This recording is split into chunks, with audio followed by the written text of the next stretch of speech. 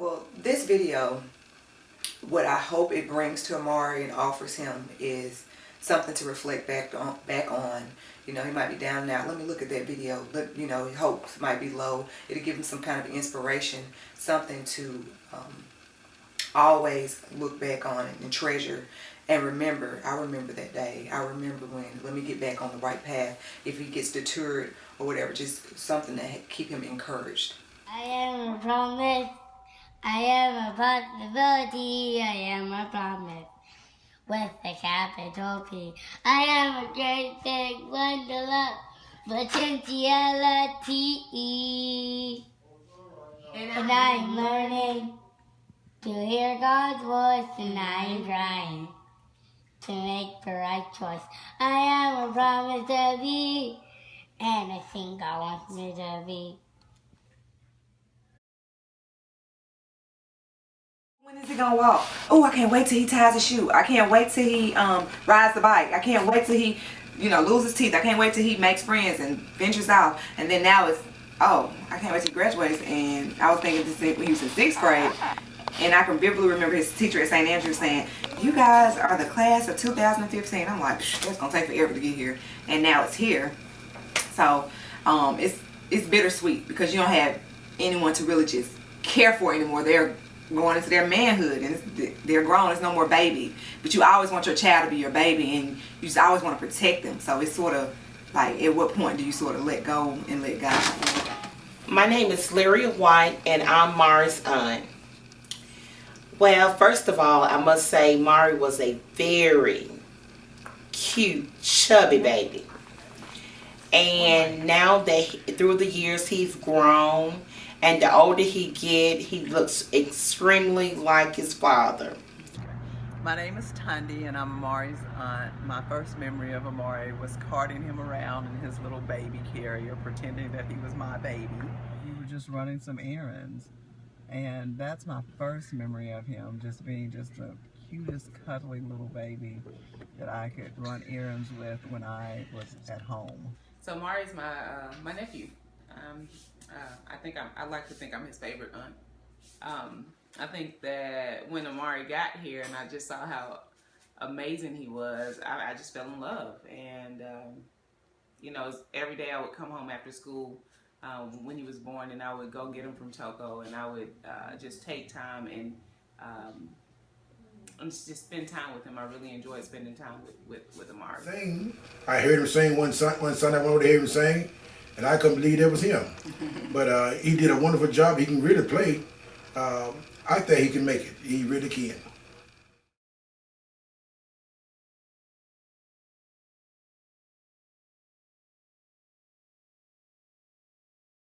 Because you hope that what you instilled in them and all those values and stuff remain in them. However, peer pressure still, and you got the law and black males being endangered species. You just think about worst case scenarios, and I've been warned, just let go and let God. I always think worst case scenario, but let's say if you put God first, and you're gonna continue to hear that, He will direct your path. And you just have to fall on your knees sometimes and pray. When you're just overwhelmed, because it's happened to me before, and it's happened to everybody. You just get overwhelmed, and the only thing you can do is call on Jesus' name, call on God's name. Every time you get overwhelmed, go back to what you learned. Go back, think back to. I remember I probably found out before you guys found out, before Mom and Dad found out. She came to me. We often told each other secrets when we were younger. And so I think she came to me and she told me that she thought she was pregnant, or that she was pregnant. And I was just surprised. I didn't know what to expect. I think there was probably a rush of emotions. And I just was wondering what you guys are going to say. Because I was very devastated that that she had gotten pregnant as a high schooler. It's just the idea that black girls are at a very high risk of getting pregnant while they're in high school. And I was hoping it would happen to any of you guys. But there it was. And I wasn't ready to be a mom, but by it being forced up on me, or by the choices I made, you just have to step up to the plate. Anything thrown at your way, just step up to the plate. And don't let that be a handicap or a hindrance for what you're going through. Never play the blame game, because God does not make mistakes. And every trial you go through prepares you for the next step in life. And it's only going to make you stronger, because what doesn't kill you makes you stronger. Mother. And then one day when Toko, I don't know where we were or whatever, but she came to me and she asked me if she could keep her baby. And I said yes. And then the whole family sort of pledged that they would support her with the baby. It's been a struggle, and not only for me, but for all of us, including Amari. Because I think Amari wrote a song or something about life, and I think that he is learning that life, the real essence of life, and it's a struggle. But there are some good things, but then it's a struggle to try to deal with life, But when I think about the memories I have of Amari, a lot of them deal with the performances, seeing him on stages. And in those moments, I felt really proud and just really excited, in that I just saw all the talent and kind of his world flash before my eyes of the possibilities that his talent could take him to. And I really...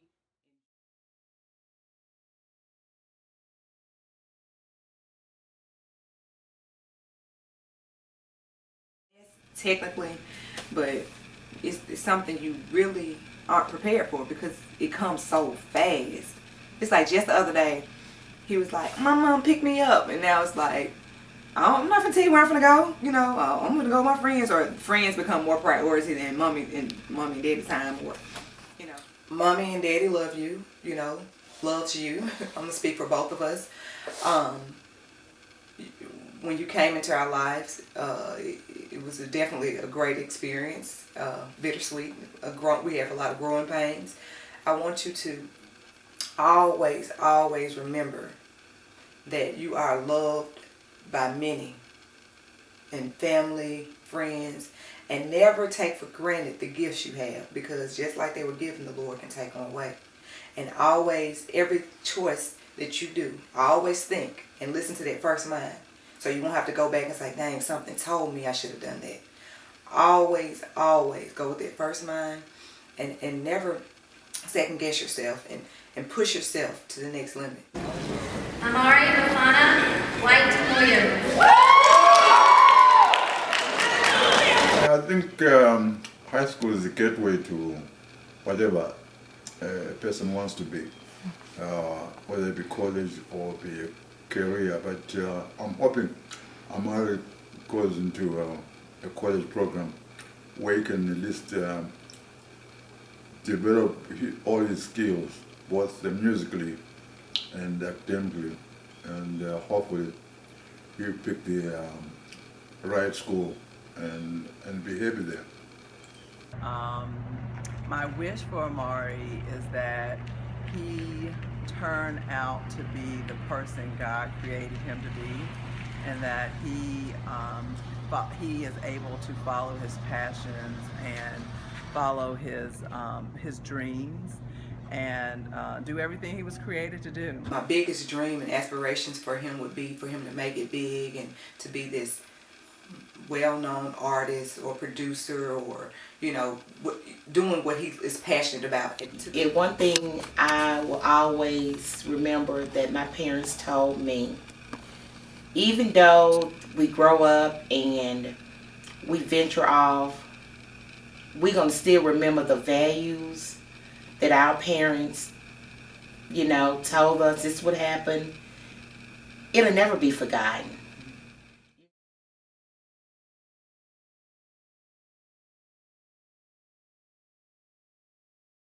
That you know now.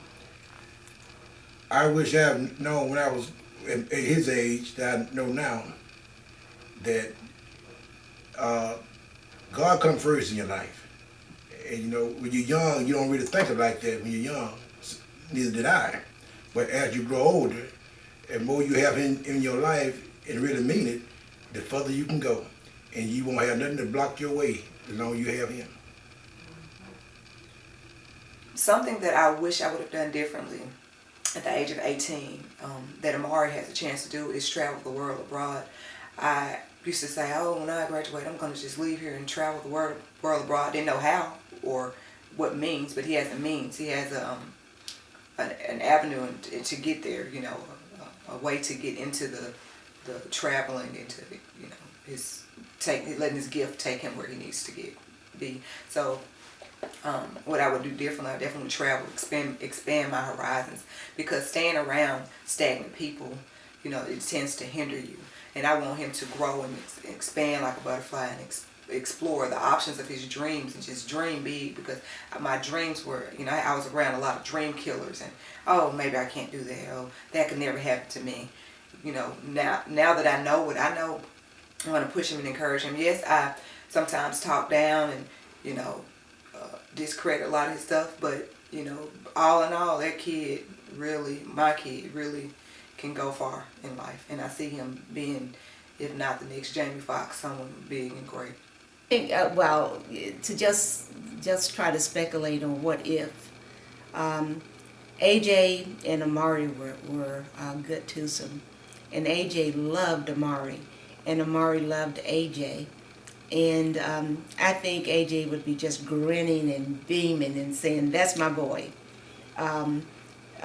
Because he loved Amari, you know, and I think that Amari would have done everything to please AJ, because AJ took up the time with him.